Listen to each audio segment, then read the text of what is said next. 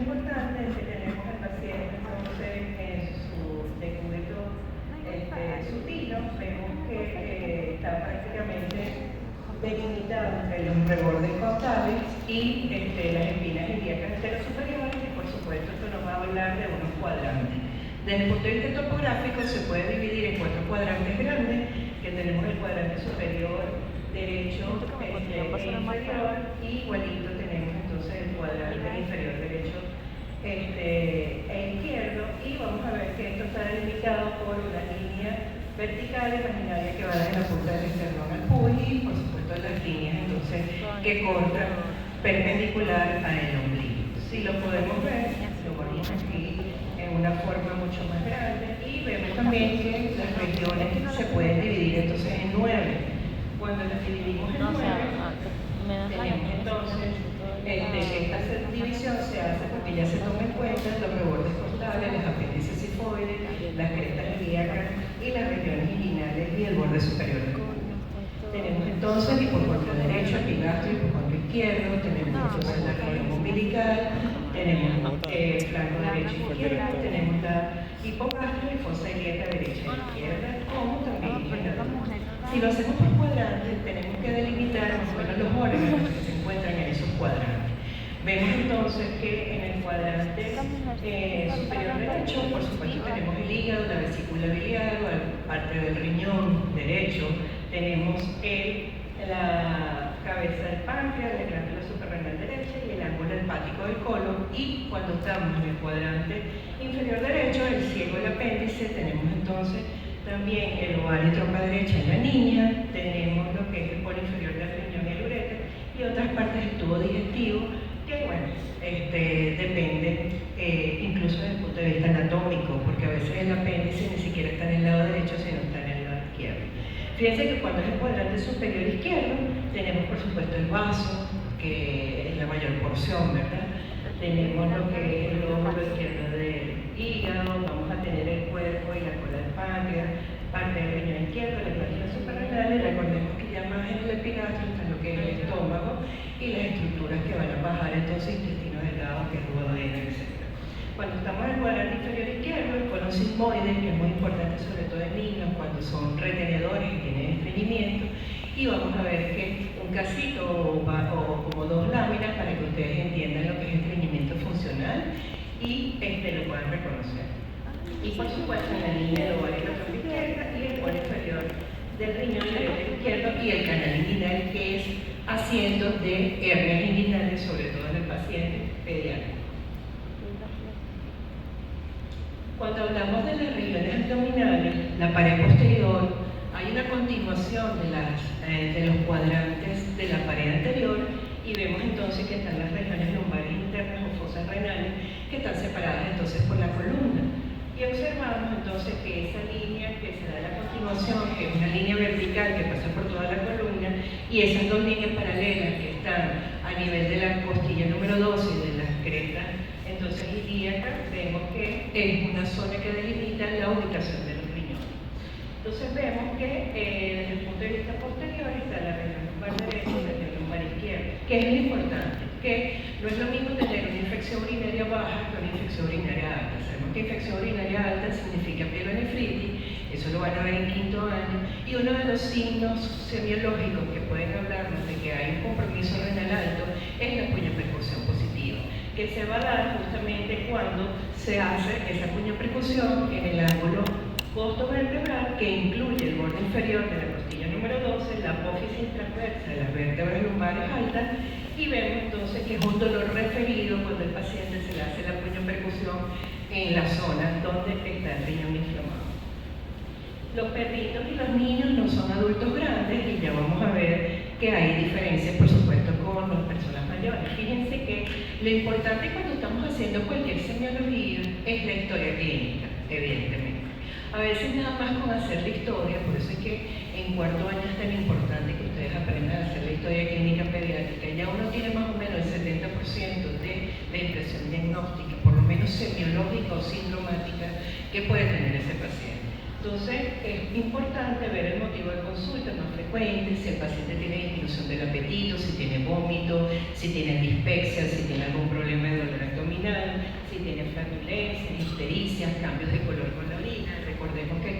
tenemos que hacer diagnósticos diferenciales entre enfermedades de dolor abdomen agudo médicas con abdomen agudo quirúrgico, ¿verdad? Entonces, fíjense, el paciente tiene diarrea, entonces hay que saber lo que es diarrea, que es el aumento significativo, por lo menos en 3 o más veces, el número de posiciones que tiene ese paciente con una disminución de la consistencia. Incluso hay algunas definiciones que lo hacen por gramos de peso al día, ¿ok? Vemos también entonces los vómitos, que recordemos es la expulsión enérgica que tiene ese paciente del contenido alimentario, que es diferente a lo que sería una regurgitación. La regurgitación es el reflujo hasta la boca del contenido esofágico gástrico, pero no está precedido de náuseas ni de un esfuerzo muscular. Entonces, cuando hablamos de dolor, ustedes lo saben también de cirugía, es importante esta reglita de lo que es Alicia de pH. Esa Alicia de pH son como las cosas que no debemos olvidar cuando estamos hablando del dolor. ¿Qué significa entonces? La aparición, la localización, la intensidad y la frecuencia. ¿Cuáles son los concomitantes, o los signos que acompañan ese dolor? También la irradiación. ¿Ese dolor es solamente en un sitio o se va así con metámeras que nos pueden hablar entonces de diagnósticos diferenciales?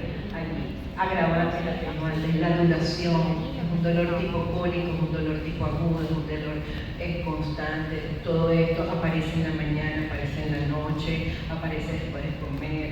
La evolución en el tiempo, que lo exacerba, si tiene algún tratamiento que lo haya atenuado o no. Y pH sería la periodicidad y el horario. Entonces, ya nosotros, tomando en consideración estas reglas, podemos saber más o menos en gran medida cómo es el dolor abdominal que puede presentar ese paciente. Fíjense en este casito, una enfermedad diarreica aguda, esto lo van a ver ustedes en quinto año, generalmente son evacuaciones que no duran más de 5 días. Tenemos aquí entonces que el paciente tiene 3 añitos, inició la enfermedad un día antes de la consulta con fiebre no cuantificada, probablemente una fiebre no alta, con vómitos de contenido alimentario y deposiciones líquidas. Quien piensa en esto dice, bueno, esto es una gastroenteritis evidentemente, pero sin embargo hay que preguntar, hay que ver si hay que hacer algún paraclínico y vemos si tenemos que solicitar algún examen. Entonces, ¿qué podemos pensar en el tipo de diarrea? ¿No es así? Es una de las cosas evidentes que hay que preguntar, porque no es lo mismo una diarrea acuosa, que ya sabemos que puede ser viral, una diarrea secretora, incluso eso nos orienta a saber es un adenovirus, es un Coxsackie virus, entonces uno tiene orientación según el tipo de deposición de la fisiopatología que está causando ese virus en el intestino y podemos incluso inferir cuál es la etiología del virus. Podemos ver entonces si contienen mucosangre, evidentemente si esto es así, podemos pensar en diarreas bacterianas o disentéricas y algunas veces si están precedidas o no de otras cosas. Entonces fíjense, volvemos entonces con lo que ya dijimos,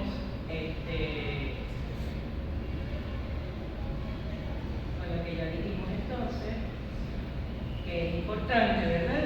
Y continuamos entonces. No sé qué le pasó al mouse, pero bueno. Si la diarrea es disentérica o si es una diarrea crónica. ¿Qué es lo importante si es una diarrea crónica? Que ya ese periodo de 5 o 7 días ha pasado. Y es una diarrea que tiende entonces a perpetuarse en el tiempo y una de las cosas importantes es que nos está hablando que puede ser una manifestación no de una enfermedad intestinal, sino probablemente de cualquier otra enfermedad sistémica. Y esto es muy importante. Entonces, fíjense, otra cosa son los vómitos. Recordemos que ese paciente tenía vómitos. ¿Pero cómo son esos vómitos? Son vómitos de contenido alimentario, son biliosos, tienen sangre, ese vómito es un proyectil, que es el vómito que puede ser meningio, que acompaña entonces una meningitis, ¿verdad? Fíjense lo importante de diferenciar lo que es el vómito. La fontanela de ese paciente está tensa, que nos haga pensar entonces que tiene una neuroinfección, o es un adolescente. Si es mujer no podemos dejar de pensar a veces en embarazo, porque recordemos que cada vez más las niñas se embarazan y bueno, esto es otro problema de salud pública. Entonces en la historia clínica hay que ver la enfermedad actual, dónde está el dolor, vemos si está el epigastrio, tos intensa, vómitos, gastroenteritis, hepatomegalia.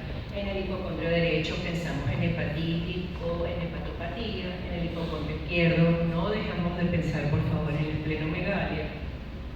Vemos entonces hipogastro, retención vesical, cistitis. Ese paciente tiene algún problema de proceso urológico, fosa ilíaca derecha, apendicitis, colitis, o sea, tratar de ubicarnos anatómicamente en lo que hay allí y ver, por supuesto, entonces, qué puede ser lo que tiene ese paciente. En el cuadro, en los cuadrantes inferiores, pensamos entonces en retención fecal, recordemos que tenemos el colon sigmoides ahí, y por supuesto pensar que no haya obstrucción intestinal, torsión testicular, etc. Y la región umbilical, generalmente hay cólicos lactantes, rinofaringitis, neumonías, amigdalitis, adenitis mesentérica, anemia hemolítica y proceso endémico. Ustedes dirán, pero aquí no me está nombrando la doctora nada quirúrgico. Bueno, porque es que el dolor que refriega el ombligo es el dolor más común. Cuando ustedes le pregunten a un neneto, ¿dónde le duele? Y él les diga que es el ombligo, tenemos que ver si no son por metámera, si no es, por ejemplo, que el paciente tiene una adenitis mesentérica porque tuvo una amigdalitis pultácea, si el paciente tiene una neumonía, por metámera esa neumonía basales derecha se irradian al abdomen. Y fíjense, cuadros de rinofaringitis, cuadros de infecciones respiratorias altas nos pueden hacer simular un dolor abdominal y es de tipo médico. Cuando ese dolor ya se refiere es referido a otra zona, ya podemos empezar a pensar que probablemente es un dolor orgánico o quirúrgico. Fíjense entonces continuando con la historia clínica de la enfermedad actual, hay un aumento del volumen abdominal de ese paciente o sencillamente ese abdomen queda plano, blando, deprimible. O aumenta y cambia las ondas, o sea, puede ser una obstrucción, una invaginación intestinal, cambios en el color de las heces, que ya hablamos que es muy importante, ¿verdad? Saber sobre todo si hay sangre en las heces o no. Y el paciente que si está o no estreñido, porque a veces ellos son retenedores funcionales. Fíjense que eso lo empiezan a hacer más o menos como a los 3 años de edad o 2 años, que empiezan ellos a controlar el esfínter. ¿Qué pasa? La caca es mía. Por primera vez en mi vida ese niñito está controlando su pupú. O sea, tú no me vas a decir a mí cuándo lo voy a botar. Esa es mi riqueza, ese es mi poder. Yo evacúo cuando yo quiero. Y entonces empiezan a hacer lo que se llama encopresia. Encopresia es que él aguanta hasta que ya no puede más, y ustedes van a observar en el pañal o en la ropa íntima que van a haber salidas de heces, incluso de mal olor o racias, ¿okay? Que tú dices, oye, esto como que tiene aquí días. Bueno, a veces entonces después les cuesta evacuar porque por supuesto están aumentando lo que es el volumen de esas heces y eso conlleva que haya ya constipación. Y dos grandes causas entonces serían o se afecta el llenado o se afecta el vaciamiento. Y lo que yo les estaba hablando ahorita era más del vaciamiento, o sea, yo hago pupú cuando quiero, no cuando mi mamá me dice. ¿Ok? Y eso es así, ya empezamos a controlarnos.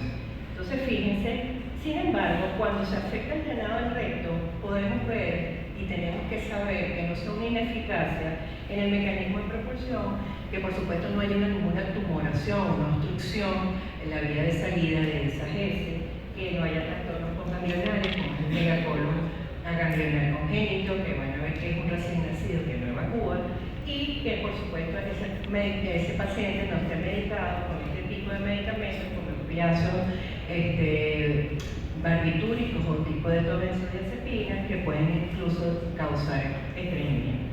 Y cuando se afecta el vaciado del recto, es que ese paciente tiene una lesión medular o sencillamente está haciendo una encopresis porque él está diciendo cuándo es que va a evacuar, o tiene lesiones locales como hemorroides que le impiden entonces el vaciamiento por dolor, o tiene debilidad de los músculos de la pared abdominal, o son factores psicológicos como ya habíamos hablado, acondicionamiento o que no tiene un hábito intestinal adecuado. Fíjense entonces que otra cosa importante es la ingestión de cuerpo extraño. No es lo mismo inhalación de cuerpo extraño que ingestión de cuerpo extraño. Inhalación de cuerpo extraño, por supuesto, va a la vía aérea y la ingestión se va entonces a lo que es la vía digestiva. Miren aquí, esto es fácil de diagnosticar. Lo ideal siempre que vemos una placa con la sospecha, un cuerpo extraño, es hacer una rayonetis lateral. Porque nosotros no sabemos si esto es una imagen que tiene el paciente sencillamente en tórax anterior y está simulando, ¿verdad?, que está ingerida.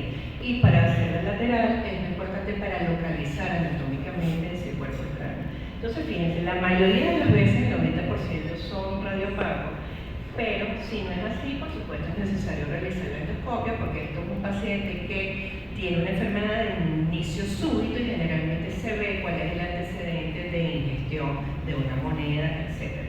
En ocasiones ese muchachito está solo y es difícil saber lo que le pasó.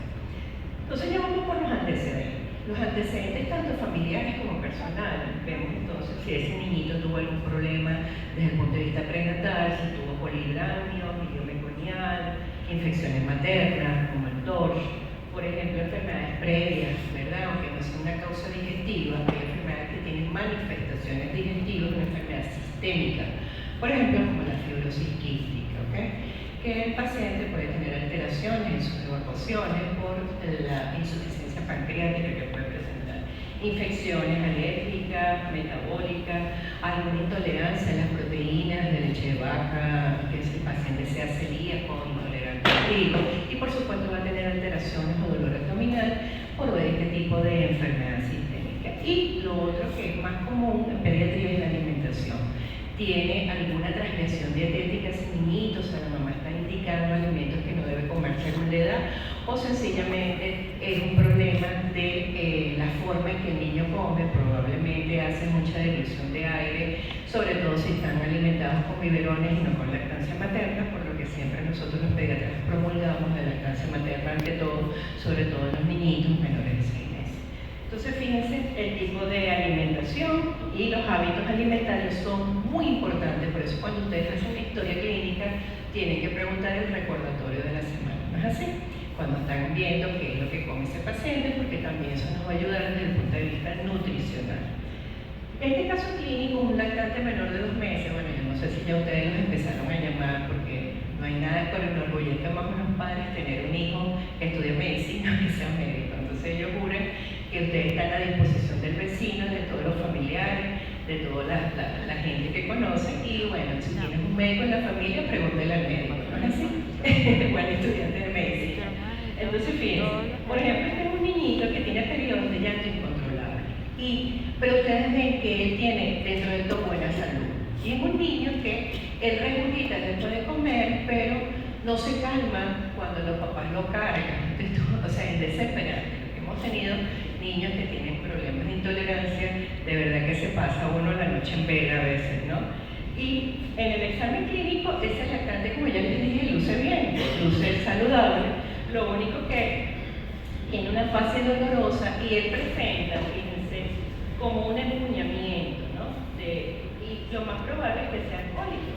¿Cómo más o menos podemos saber que son cólicos? Bueno, porque a veces presenta esta regla de los 3, que es un comportamiento mayor típico que pueden presentar estos lactantes, que es piernas flexionadas, agitación y llanto vespertino, que puede entonces hacernos pensar que el paciente tiene cólicos de lactancia. Y lo otro es que tiene que ser un lactante saludable, que no tenga alteraciones del peso para la talla, que tiene fase dolorosa y hay ausencia de respuesta a estímulos tranquilizadores, lo que estresa mucho a los padres, pero es un niñito que después cede su dolor sin ningún problema. Evidentemente, ustedes van a hacer medicina general primero, ante cualquier sospecha de un cólico, de igual forma hay que interconsultar con el pediatra. ¿No es así? Ustedes refieren entonces a ese niñito, porque es preferible que el pediatra le diga que no es nada a que se nos esté pasando una enfermedad importante. Vamos por los antecedentes. Entonces, ¿cómo son los antecedentes de ese paciente desde el punto de vista del desarrollo psicomotor? Tiene un retraso del desarrollo psicomotor que lo puede hacer también que hay una alteración a nivel digestiva, tiene un trastorno metabólico, ese niño cuando nació y tiene un problema, por ejemplo, de galactosemia, un problema que nos afecta entonces la vía digestiva, ha tenido intervenciones quirúrgicas abdominales, cuáles son los antecedentes familiares, que su papá o su mamá son alérgicos, intolerantes a algún alimento, han tenido también diarrea, disentería, o sea, qué es lo que está sucediendo alrededor de ese paciente que lo traen a ustedes para que lo vean por la emergencia o por consulta. Y desde el punto de vista epidemiológico, por supuesto, hacer el grafar, que es un poco fastidioso, pero es muy importante porque nos habla de cómo son las condiciones generales en que vive ese paciente y de toda la predisposición epidemiológica que puede tener para que un cierto tipo de enfermedades como la parasitosis puedan estar, entonces a lo mejor causando lo que es ese problema abdominal, ¿verdad? Fíjense que entonces, esto es diferente al lactante que vimos antes, es un lactante de 3 meses, él mejora cuando lo ponen en esa posición. Prácticamente decimos que el niñito no está en decúbito dorsal, sino fíjense en un decúbito supino, más allá del Rosier, que es a 30 grados, porque los papás ven que ese niño tiene como regurgitaciones y a veces incluso en proyectil pueden ser que tengan ese reflujo. Y aquí hay que plantearnos dos cosas. Si un lactante o un recién nacido, primigesta la mamá, generalmente varón, hay que hacer el diagnóstico diferencial con una obstrucción pilórica en los primeros días. Si ese niño aumenta de peso, llora, prácticamente expulsa todo el contenido alimentario, eso es algo quirúrgico de entrada, o si no, si el paciente lo que es eventualmente un regurgitador. ¿Okay? Entonces fíjense, él luce bien, sin pérdida de peso, pero igualito nosotros preguntamos y tratamos de hacer los paraquínicos. En pediatría se pudiera decir normal, entre comillas, que haya un reflujo fisiológico, sobre todo hasta los 6 meses de edad. Fíjense que de la mitad de los pacientes de 0 a 3 meses lo pueden presentar y 2/3 de 4 a 6 meses de edad vomitan por lo menos una vez al día. Pero es ese vómito que las abuelas dicen, está engordando. ¿Ustedes no lo han oído? Que es el vómito que el muchacho hace un vómito, pero es como que si tuviera digerida la comida. ¿Saben cómo es cuando hace la lactancia? Que es un vómito como cortado. Ah, no, él está engordando. Entonces las abuelas se alegran mucho porque eso significa que el muchacho se va a poner bello y gordo. ¿Okay? Entonces, esto generalmente se resuelve, sobre todo en los primeros 6 meses o en el primer año, pero un porcentaje puede ser hasta los 2 años, que no es lo mismo que enfermedad por reflujo gastroesofágico. Esto ya es diferente. Una enfermedad por reflujo gastroesofágico ya tiene entonces alguna alteración que hay que buscarle la causa. Evidentemente debe hacer una pechimetría, hacer entonces probablemente hidrógeno en aliento, que lo vea evidentemente un gastroenterólogo pediatra para saber qué es lo que puede tener ese paciente. Y fíjense que después de todo eso es que viene la historia clínica. O sea que un gran porcentaje de lo que nosotros vamos a tener en el interrogatorio es prácticamente lo que nos va a decir lo que tiene el paciente. Y el examen físico lo que hace es corroborar a veces nuestra impresión diagnóstica. Entonces, no debemos menospreciar la primera parte de la historia clínica en ningún contexto, ni pediátrico, por supuesto, en adulto. Entonces, se va a hacer en orden. Fíjense que yo les pongo inspección, ocultación, palpación y percusión. Hay algunos autores que hablan de percusión y palpación. Yo así mnemotécnicamente, para que se acuerden, yo les digo, bueno, cuando se enamoran de alguien, las hembras de los varones y viceversa, tú primero inspeccionas, ¿verdad? ¿Sí o no? O sea, te llamó la atención, después lo oculta, a ver si tiene corazón, si no, ni de broma ni lo palpa, y por supuesto hay que percutir ese cerebro, a veces sí lo palpa. ¿Sí o no? Si no, no lo palpen, ni se les ocurra palpar a alguien con cerebro hueco, porque se meten en problemas. Entonces, fíjense, los principales aspectos que se deben evaluar cuando hacemos entonces la inspección es la motilidad y la forma de ese abdomen. Entonces vemos que la forma del abdomen va a variar según la edad del paciente pediátrico, a veces es globoso, ¿verdad? Parece incluso camina como una mamá embarazada, aumenta la base de sustentación, sobre todo cuando están lactantes mayores preescolares, y ya después empieza a quitarse esa cara de preescolar y ya es la cara de niño, que es entonces el escolar y evidentemente después el puber y adolescente. Entonces, siempre es importante revisar el hígado, el vaso y todo lo que serían los riñones y ver cómo es la motilidad intestinal, ¿verdad?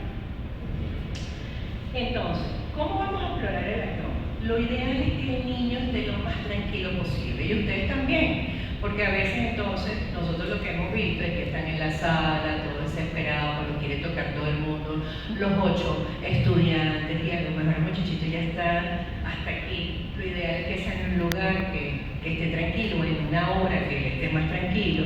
Y fíjense que la idea es que tengan los brazos a los lados, las rodillas flectadas, ¿verdad?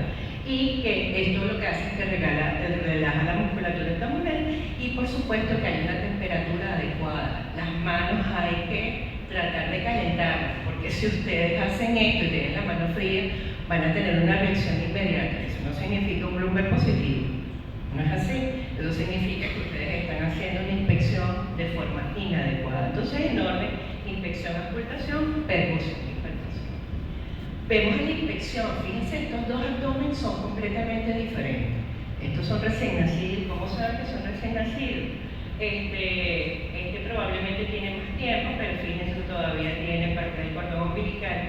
Pero si ven la coloración de ese niño, que es como toda eritematosa, bueno, lo que se logra ver aquí con esta pantalla, que no está muy buena. Y observamos aquí más bien un abdomen sumamente distendido y prácticamente, fíjense, que el paciente pareciera que tuviera como una ostomía, entonces, y tiene el abdomen como siluetas básicas. Estas son enfermedades que pueden tener esos pacientes, y el otro podría tener una enfermedad infecciosa, a lo mejor por un estafilococo, y por eso tiene esa coloración eritematosa. Entonces, la forma en el lactante preescolar, ya habíamos dicho que está un poquito redondeada y prominente, poco desarrollada la musculatura abdominal, por lo que puede ser normal tener algo que se llama diátesis de rectos anteriores. Hay una debilidad de la pared abdominal que va desde el ombligo hasta el esternón, y es considerada normal más o menos hasta el escolar, que es cuando empiezan los rectos anteriores entonces a unirse y pueden ser considerados entonces algo fisiológico. Sin embargo, vamos a ver también en la forma del lactante nos puede influir el meteorismo, la obesidad del paciente, la visceromegalia que tenga y si ese paciente tiene ascitis o no. Esto es lo que me refiero con diátesis de rectos anteriores. Fíjense, es una línea que parece una carpa. Cuando ustedes están examinando el niñito, sale como una carpa que cruza de aquí, del ombligo al esternón. Eso nos está diciendo que hay una debilidad de los rectos anteriores y por eso se hace de esa forma, sobre todo cuando ustedes quieren hacer la inclinación del paciente y aumenta la presión intraabdominal. ¿Qué otra cosa puede pasar? Todo lo contrario, que en vez de ser un abdomen globoso, esté excavado. Esto hay que tenerlo en consideración, sobre todo si son recién nacidos, porque nos pudiera entonces estar hablando de patologías importantes, como por ejemplo, fíjense esta distensión súbita de ese recién nacido con red venosa colateral, nos puede hablar que ese paciente tiene una alteración de hipertensión portal, y si hay también distensión abdominal y es un recién nacido, pensar en enterocolitis necrotizante. Sin embargo, podemos también ver que esta movilidad en los lactantes no siempre se mueve rítmicamente. Ustedes le dicen, mueve el abdomen y él hace así. O sea, muy cómico, porque no lo saben realmente mover. Pero ustedes van a observar que esa movilidad se acompaña prácticamente como disociada. Hay una respiración más abdominal que torácica. Eso es, desde el punto de vista neumonológico, lo observamos los neumonólogos, y no es que el paciente tenga una patología, sino que ellos realmente hacen una respiración más abdominal, incluyendo usando más los músculos abdominales que el propio tórax, porque el tórax va desarrollándose a medida que pasa el tiempo. Y ustedes ya van a ver en el niño que ya por supuesto la respiración es torácica y no abdominal. Entonces vemos que se mueve rítmicamente, y en los niños mayores ustedes ya le pueden ordenar, ponte flaquito, ponte gordito, y entonces ustedes ven si hay alguna alteración, alguna masa que sea prominente allí, y observarlo. Y estar pendiente si hay alguna patología que cursen con aumento de la resistencia y nos haga ver la expresión de que hay un problema en ese entorno. Fíjense las características, entonces vamos a ver la piel, el fulgor, la elasticidad, si ese paciente tiene cicatrices o no, si hay estrías, que son las líneas albicantes que a veces se producen, y lo que es la circulación venosa colateral. Y siempre, por favor, al recién nacido, esta pregunta de examen, son dos arterias y una vena, que son de esta forma. Si hay algún problema que no se presenta, alguna de ellas, uno tiene que pensar en malformaciones congénitas. A la hora de la verdad, él pareciera que incluso el paciente, cuando pierde lo que es el cordón umbilical, hay que estar pendiente si no se forma un granuloma, que a veces está acompañado de una secreción serohemática, y es como un cuerpo extraño que se formó en el sitio donde cayó el cordón umbilical. Y hay que estar pendiente también de que no haya salida de contenido líquido por ese cordón. Yo más o menos creo, lo que pasa es que esta foto no está muy buena, es lo que se llama la cara del payaso, que son entonces los ojos serían las dos arterias y la vena sería la boca, para que no se les olvide, ¿ok? Entonces son dos arterias y una vena. Fíjense entonces que tenemos que saber cómo se diseca ese ombligo. ¿Cómo se diseca? Bueno, más o menos podemos nosotros decir que al nacer está la gelatina de Wharton, obviamente se va secando y llega un momento más o menos hasta los 5 o 7 días que esto se cae espontáneamente, le decimos a la mamá que usa alcohol absoluto, no puede ser alcohol con ningún grado, ¿verdad? Porque el alcohol se absorbe y por supuesto la piel es el órgano más grande, entonces no podemos usar sino algo que sea absoluto, que tenga 0 grados de alcohol. Y esto es muy importante porque a veces piensan que hablan hernias umbilicales. Las hernias umbilicales se hablan en los niñitos que tienen una alteración de la cicatriz umbilical hasta persistir más o menos los 3 años de edad. Antes de los 2 años de edad pudiéramos considerarlo algo fisiológico, pero si vemos esto, que por supuesto es las vísceras recubiertos de algo de peritoneo, esto es lo que se llama onfalocele, o sea que es algo quístico, recubierto, ¿verdad? Cele es más o menos cavidad quística, que es diferente a lo que es la gastroquisis, que es cuando hay una exposición de todas las vísceras sin un recubrimiento, ¿ok? Para que vayan haciendo el diagnóstico diferencial. ¿Cuándo es importante llevar al niño, al paciente, a pediatría quirúrgica? Siempre que haya una protusión en cualquier zona de estas, por ejemplo, epigástrica, inguinales, inguinoescrotales, y que no sea ombligo, porque esos son hernias, y esas hernias hay que intervenirlas quirúrgicamente en el momento en que ustedes hacen el diagnóstico, porque pueden tender a atacarse. Entonces, ¿qué es una hernia? Bueno, es la protusión del contenido abdominal a través de alguna estructura de la pared, aumenta su volumen de forma espontánea, sobre todo cuando el paciente hace una maniobra de Valsalva, ¿verdad? O cuando tiene tos, llanto, humo, como ya vimos. ¿Y qué se va a ir por ese contenido herniario? Bueno, el epiplomo, el intestino o cualquier otro órgano intraabdominal. Fíjense entonces que las umbilicales podemos tener una conducta expectante, son frecuentes y pueden desaparecer a los 2 años. Yo les daría ese como límite para que sea el quirúrgico el que delimite realmente si es así o no. Inguinales siempre son patológicas y la resolución es quirúrgica. Entonces, cuando describan una hernia, por supuesto esto lo van a ver mejor en cirugía, tienen que ver el anillo herniario, el tamaño, el contenido de la hernia, si hay signos inflamatorios, la sensibilidad y, muy importante, si es reductible o no. Cuando seguimos entonces para la inspección, vemos que si hay depresiones acentuadas o hay abdómenes prominentes o ondas que se forman allí, que nos pueden hablar entonces de cómo es ese peristantismo de ese paciente, ¿verdad? Y pasamos entonces a lo que es la auscultación, que justamente es lo que vamos a oír, que son esos ruidos hidroaéreos que nos van a hacer ver si ese paciente tiene algún problema de ilio paralítico o sencillamente tiene aumentados los ruidos hidroaéreos o los tiene de forma normal. Vemos también si el paciente tiene hiperestesia cutánea, si hay rigidez de pared, y cuando auscultamos debemos saber ver si no hay soplo, porque también puede haber aneurisma o puede haber alteraciones arteriales de ese paciente en la red venosa colateral abdominal o inclusive también en la red arterial. Entonces vemos que se va a evaluar en 1 minuto. No me vayan a hacer la trampa que hacen en cirugía y en adultos. Es que no, yo lo hago 30 segundos, después lo multiplico. ¿Por cuánto es que lo multiplico? Que oyen, cuentan hasta 30 segundos, después multiplican por 4 o 5. Por favor, en los niños hasta 1 minuto. Porque está demostrado incluso en los adultos que puede variar el ritmo. Entonces, recordemos que estamos contando todos los ruidos hidroaéreos que suenan en ese minuto de ese paciente, que es lo que es más confiable. Porque podemos estar los disminuidos ausentes, que nos habla entonces de un problema de motilidad intestinal, un ilio, una irritación peritoneal, y quiero que estén pendientes de esto. Fíjense, si ustedes observan esto, ¿qué les parece? ¿Cuál tórax está patológico? ¿El emitor es derecho o izquierdo? El izquierdo. ¿El derecho está bien? No, el derecho. Ajá. ¿Qué observan en el derecho y qué observan en el izquierdo?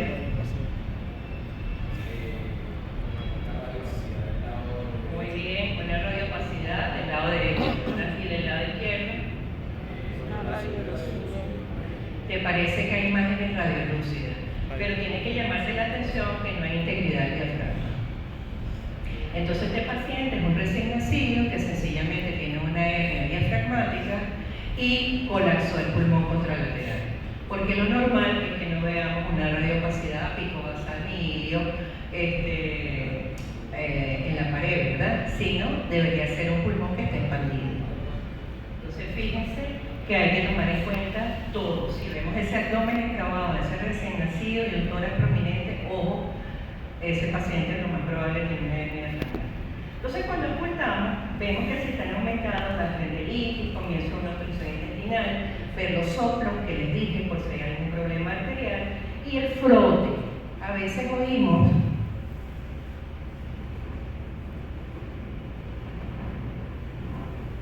eso también se oye en pulmón, que es el frote pleural o el frote abdominal. Esto nos da tanto de que hay dos serosas en contacto, y eso es inflamación, ¿okay? Eso no es normal. Entonces vemos que son los ruidos que se presentan por fricción de las serosas inflamadas, y la peristalsis normal, fíjense, en pediatría consideramos de 5 a 35 movimientos o sonidos por minuto. Si la tendencia es disminuir de 20, hay que tener cuidado, y si es por encima de 35, también hay que tener cuidado, porque pueden estar aumentados o disminuidos, pero eso es un rango que pudiera considerarse normal. Entonces, cuando describimos en la percusión, tenemos que percutir, ver la forma, el tamaño, la consistencia y observar sobre todo si hay timpanismo o matidez. Es lo que uno suele ver en tórax y lo que suele ver en abdomen también. Entonces, si hay timpanismo, ¿qué nos puede decir? Hay algo hueco, ¿verdad? Pero hay vísceras huecas, o hay órganos huecos y hay vísceras macizas, ¿verdad? Que entonces debería haber una matidez normal, sobre todo en hipocondrio derecho está el hígado, ¿no es así? ¿Dónde debería haber entonces timpanismo? ¿Ah? Izquierdo está el vaso, puede haber algo por el estómago, pero generalmente en el abdomen inferior. ¿Sí?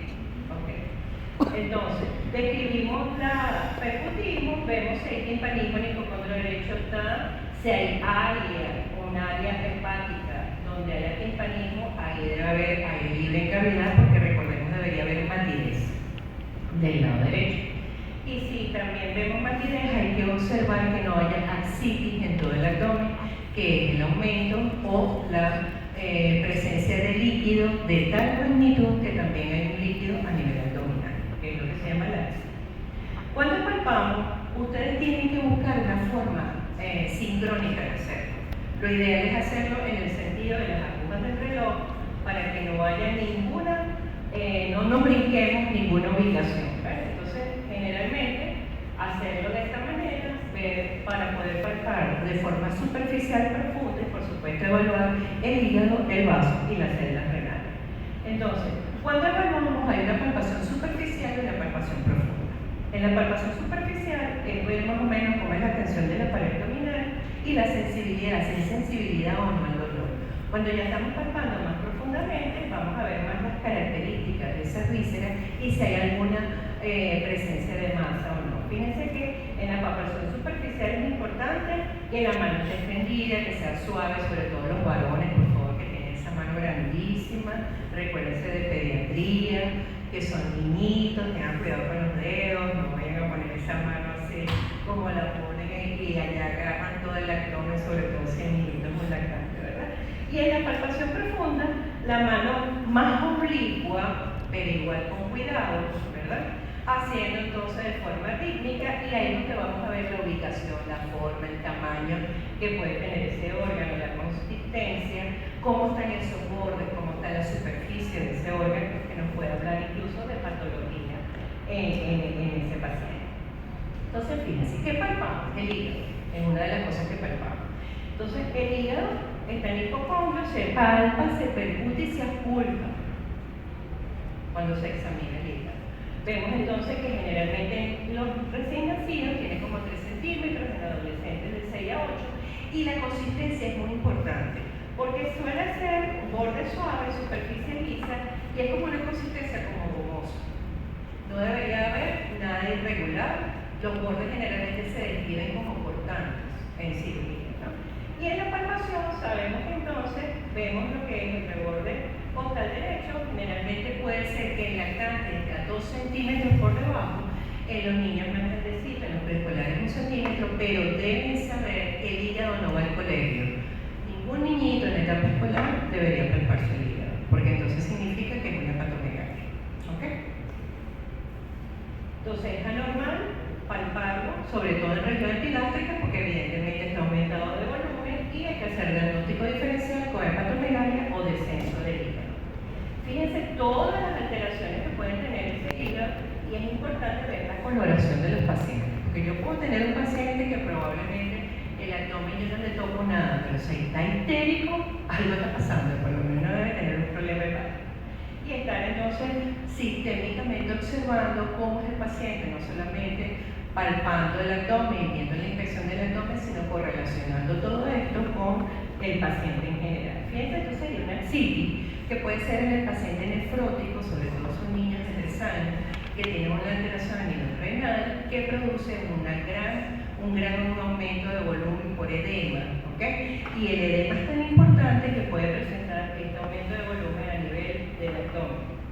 Y a veces se ve en el eco lo que se llama el signo del témpano, que ya lo vamos a describir en un ratito. Pero siempre hay que estar pendiente de ver la línea media clavicular derecha, que es el borde superior hepático, con la delimitación, ¿verdad?, a nivel de clavicular, y el quinto espacio intercostal, donde nosotros vamos a ver la materia. Y a veces podemos hacerlo por auscultación. Colocamos aquí el estetoscopio epigastrio y empezamos a subir con el dedo, y eso va a sonar así. Cuando estamos ascendiendo del fossilito hacia arriba, cuando dejamos de oír, ese es el borde inferior del hígado. Y eso se llama también signo de Acosta-Ortiz, que Acosta-Ortiz tiene muchos signos, ¿ok? Era muy prominente, era un cirujano bien importante y bueno, describió muchos signos. Pero se llama el signo de Acosta-Ortiz, una forma a veces rápida, sobre todo si el niño es gordo o es obeso, de poder hacer. Entonces empiezan desde abajo, van subiendo y cuando ya no lo oyen, por supuesto tienen que poner el estetoscopio en el epigastrio. Allí se considera que ese es el borde inferior. Entonces fíjense, todas las maniobras que tenemos para poder palpar, sobre todo el vaso. Esta maniobra es la posición de Schuster y se hace en niños grandes, ¿ok? Vemos que el diagnóstico pudiera ser al palparse una esplenomegalia y ya sabemos que recién nacidos y gestantes menores está de 1 a 2 centímetros y por supuesto tampoco debería palparse en otras edades. Cuando vemos el riñón, no solamente entonces lo percutimos, sino lo palpamos también. Hay diferentes formas de llegar a él, de forma con una sola mano, bimanual, y allí tenemos lo que se llama la maniobra bimanual de Bullón. Entrando entonces en lo que es el dolor abdominal recurrente. Esto es muy importante, porque son niñitos que tienden a tener dolores abdominales que se pueden presentar cada cierto tiempo. Fíjense que en un periodo por lo menos de 3 meses. Y no hay causas orgánicas que lo expliquen. Sin embargo, hay que tomar en cuenta si el paciente tiene alguna migraña, sobre todo escolares adolescentes, puede ser que presente lo que es migraña que comienza a nivel abdominal, no es necesariamente con cefalea, o el paciente tenga alofagia. Entonces, esto es una pregunta de examen muy importante, porque ¿cuál es el dolor abdominal de tipo orgánico? Estas son las banderas rojas, que se irradia espalda. Ya habíamos dicho que a veces cuando es periumbilical es como que más frecuente, que vaya a hombros, miembros inferiores, que está asociado con cambios en el patrón intestinal, diarrea, estreñimiento severo de posiciones, que despierte al paciente. Ningún dolor en ninguna esfera orgánica debería despertar al paciente. Si es así, más abdominal, algo está pasando, una bandera roja, ¿ok? Cuando hay vómitos repetitivos, biliosos,